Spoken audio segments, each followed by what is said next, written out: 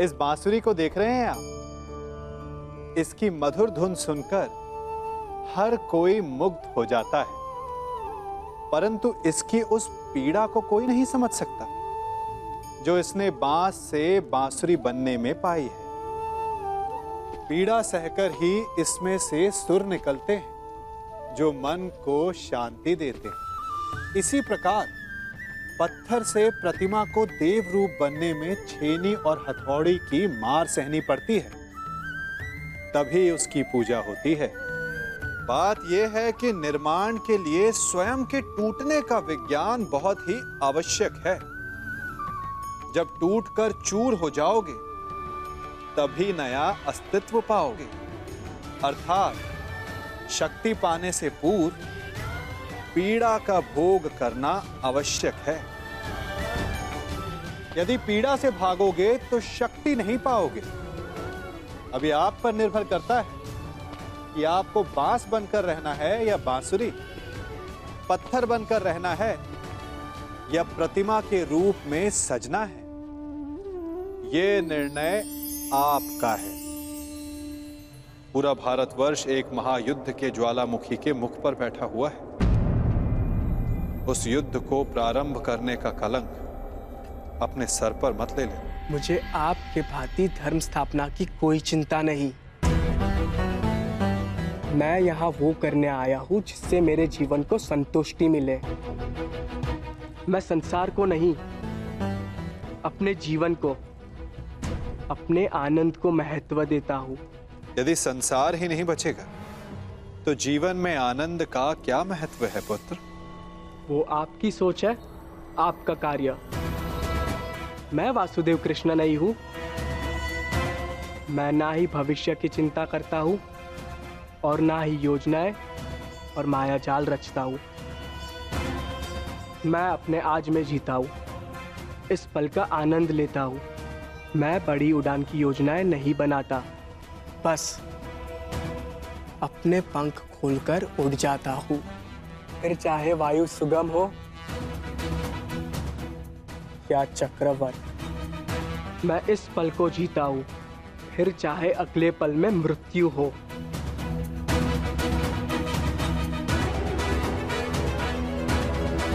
तुम नहीं समझो किसान, उड़ने से मृत्यु नहीं होती।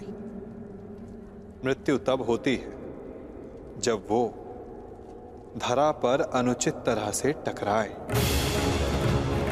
उड़ने में कोई बुराई नहीं, परंतु उड़ने से पूर्व धरा पर ठीक से उतरना आना चाहिए सामने। चूंकि उड़ वही सकता है जिसके पांव ठीक से धरा पर टिके हों।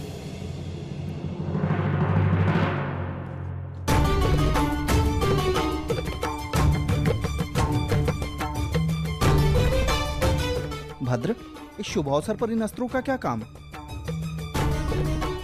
सज्ज रह रहा हूं। विवाह उत्सव है, युद्ध नहीं। मनुष्य का भाग्य और योद्धा का युद्ध कब ललकार दे किसे ज्ञान, इसीलिए तैयार रहना श्रेयस्कर है।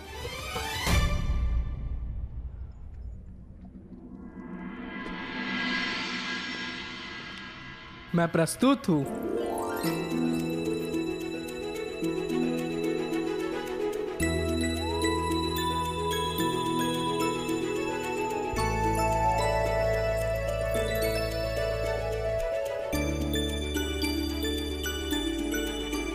अरे ये अश्रु क्यों? मुझे लगा मुझसे मिलकर तुम्हारे मुख पर मुस्कान आएगी। मुस्कान आते आते रह गई और भय से अश्रु निकलने लगे। मेरे रहते कैसा भय? अनिष्ट का भय। मुझे विश्वास ही नहीं हो रहा कि ये सब होने जा रहा है। आशा है कि आज कदाचित मेरे पिताश्री और तुम्हारे पिता के मध्य हमारी संबंध की बात हो, परंतु शुभ कार्य में अनिष्ट तो होते ही है ना। बस इसी भय से अश्रु निकल। कोई अनिष्ट नहीं आएगा लक्ष्मणा।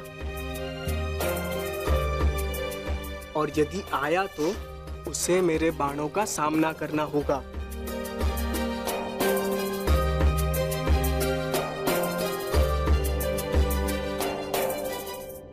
कदाचित उसकी आवश्यकता नहीं होगी। मामाश्री शकुनी हमारे ही पक्ष में है।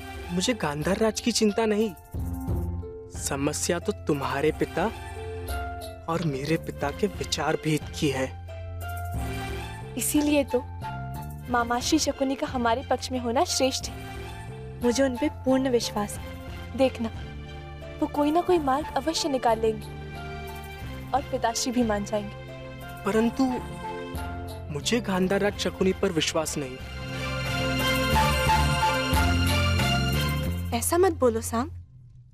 और तुम्हें भी उन पर इतना विश्वास नहीं करना चाहिए, क्योंकि मुझे गांधार राज शकुनी पर विश्वास नहीं और ना ही अपने पिता पर, क्योंकि उन्हें मेरे हर निर्णय में, हर आकांक्षा में खोट दिखाई देता है।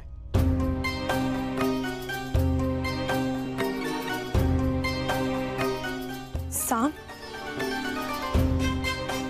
तुम्हारे पिताश्री परम श्रद्धेय हैं, उनका सम्मान करो।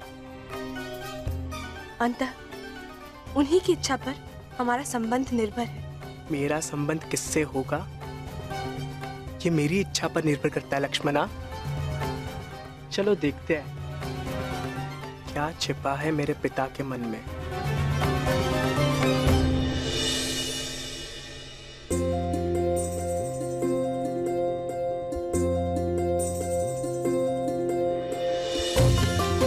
अंतिम बार एकांत में हाथ पकड़ रहे हो, अगली बार सबके समक्ष पकड़ोगे। अंतिम अवसर है, सोच लो, मुझसे विवाह करोगे?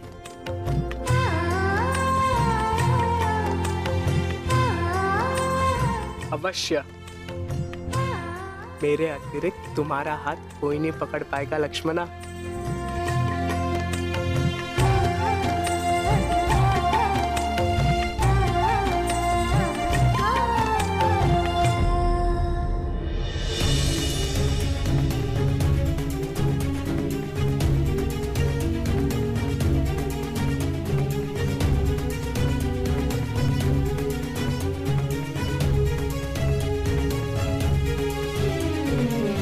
उपस्थित अतिथियों का निवेदन है कि अपना अपना स्थान ग्रहण करें। भोज का समय होने को है। क्षमा चाहता हूं आप सबसे, क्षमा।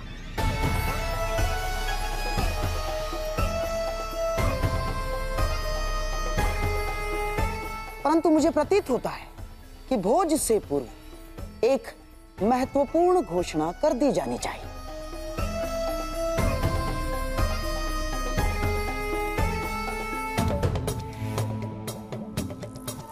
कैसी घोषणा गंधार नरेश? अब इसे घोषणा माने या प्रस्ताव, मैं शकुनी समस्त हस्तिनापुर की ओर से क्षमा का प्रस्ताव रखता हूं।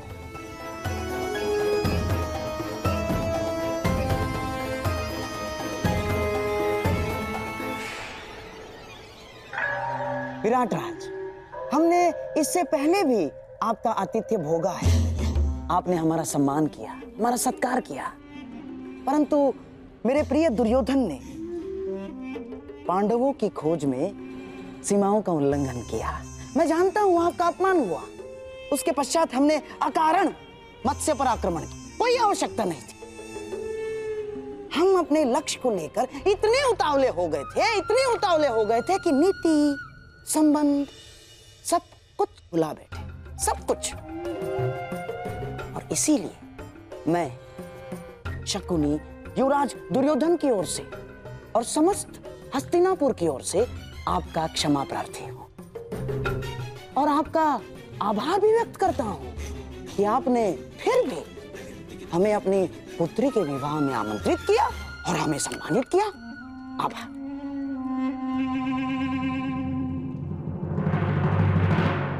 शकुनी का व्यवहार इतना विनम्र कब से हो गया? क्या है कि आप और हम दोनों क्षत्रिय हैं और आप तो जानते ही हैं कि क्षत्रिय क्रोध में सब कुछ भूल जाता है, सब कुछ। परंतु सच्चा क्षत्रिय वो है जो अपनी भूल स्वीकार करके भी मित्रता का हाथ बढ़ाने में भी पीछे नहीं हटता। इसीलिए मैं शकुनी हस्तिनापुर की ओर से मित्रता का हाथ आगे बढ़ाता हूं।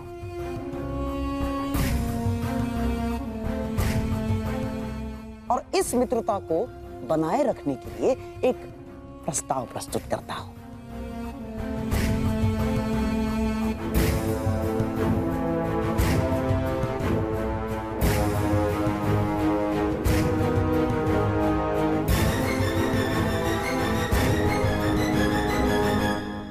प्रथम पूज्य वासुदेव, क्या इस प्रस्ताव को प्रस्तुत करने के लिए आपकी अनुमति है?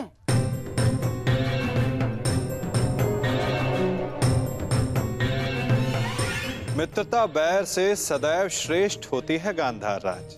लो, अब तो स्वयं वासुदेव कृष्ण की अनुमति है।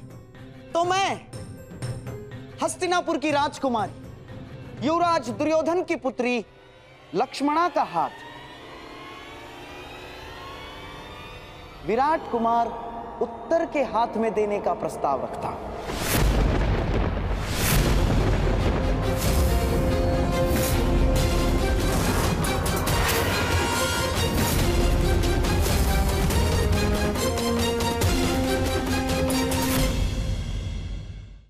और आशा है कि आप इसे स्वीकारेंगे और हमें संदेश देंगे कि आपने हमारी भूल को क्षमा किया।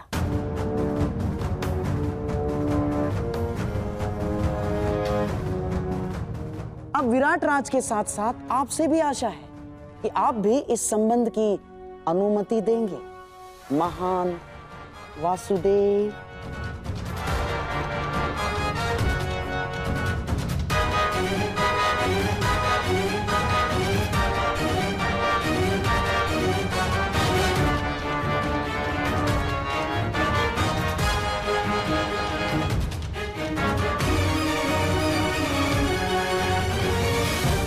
उत्तर का विवाह लक्ष्मणा के साथ?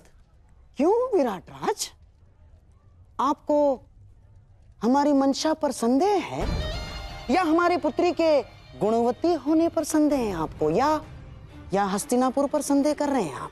ऐसी बात नहीं है गंधार नरेश। तो परंतु पिछले दिनों विराटनगर और हस्तिनापुर के मध्य जो भी हुआ उसे देखते हुए भी आप उससे पिछले दिनों को स्मरण कीजिए विराट राज, जब विराटनगर और हस्तिनापुर में मित्रता हुआ करती थी।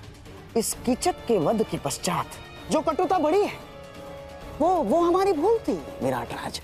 उस भूल को सुधारने का प्रयास कर रहे हैं, उस मित्रता को बढ़ाने का प्रयास कर रहे हैं हम। आप समझ रहे हैं ना मैं क्या कह रहा हूं विराट राज?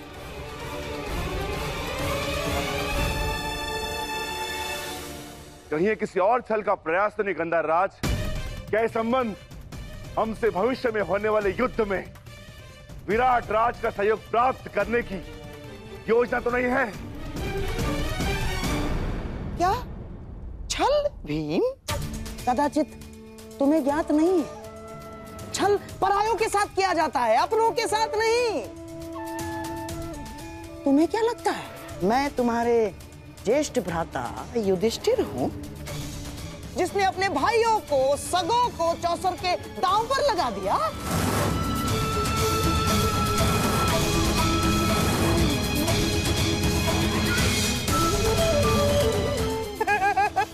ना ना ना ना ना ना ना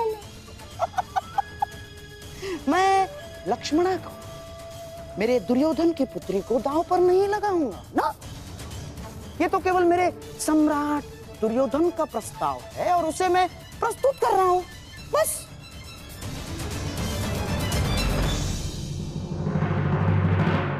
है ना दुर्योधन? मामाश्री ठीक कह रहे हैं। और भीम, ये प्रस्ताव मेरी ही ओर से है। मैं छल नहीं करता, मुझे बल पर विश्वास है। बल पर।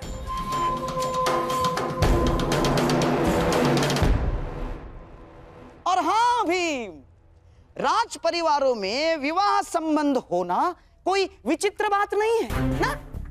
और रही बात युद्ध में सहयोग की, तो राज परिवारों में विवाह संबंध होने का सबसे बड़ा कारण होता है शांति की स्थापना या तो युद्ध में सहयोग की आशा। हाँ, जब तक कोई प्रेम प्रसंग ना चल रहा हो।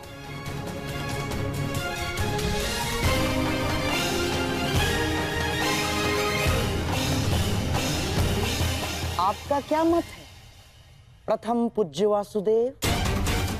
आपने भी अपने भांजे अभिमन्यु का विवाह उत्तरा के साथ इसी आशा में किया था कि पांडवों को युद्ध में विराटनगर का सहयोग मिल सके।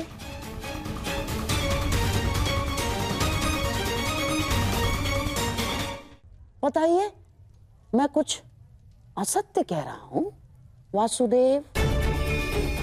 और इतने महत्वपूर्ण निर्णय लेने से पूर्व की गई भविष्य गणना आपसे अधिक कौन समझ सकता है वासुदेव?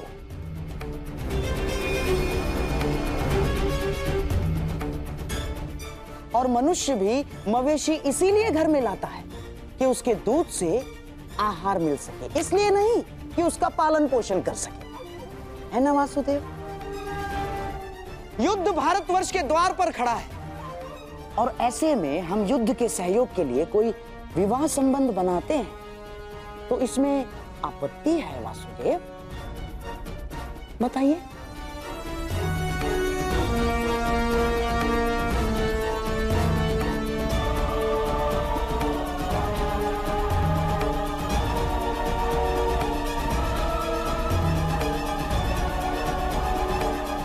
नहीं वासुदेव, इस संबंध के लिए हाँ मत कहिएगा। मैं गांधार नरेश के विचारों से पूर्णतः सहमत हूं।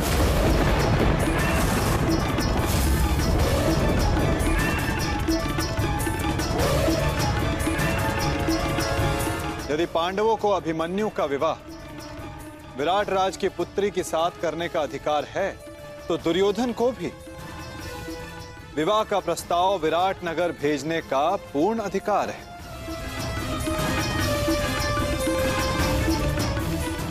परंतु अब निर्णय विराट राज का है।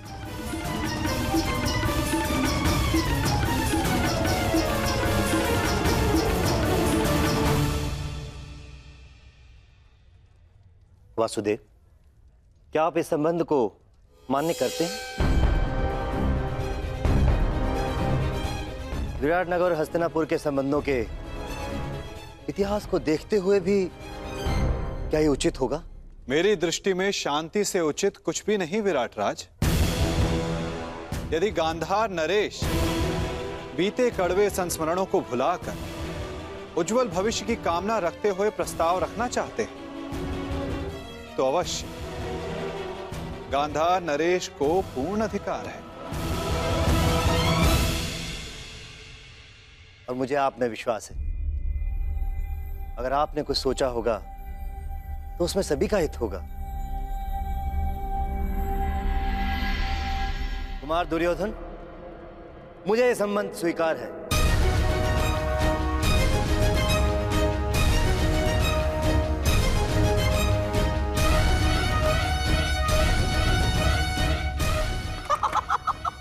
बधाई हो विराट राज। कितना शुभ दिवस है ये।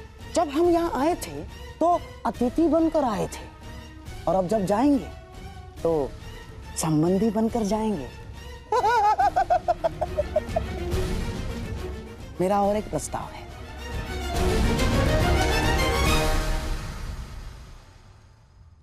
कैसा प्रस्ताव?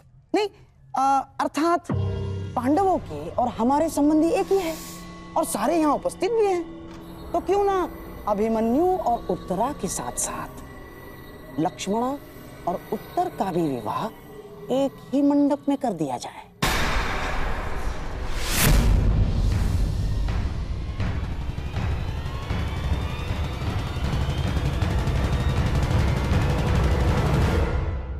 अति उत्तम विचार, स्वीकार है। मुझे भी स्वीकार है।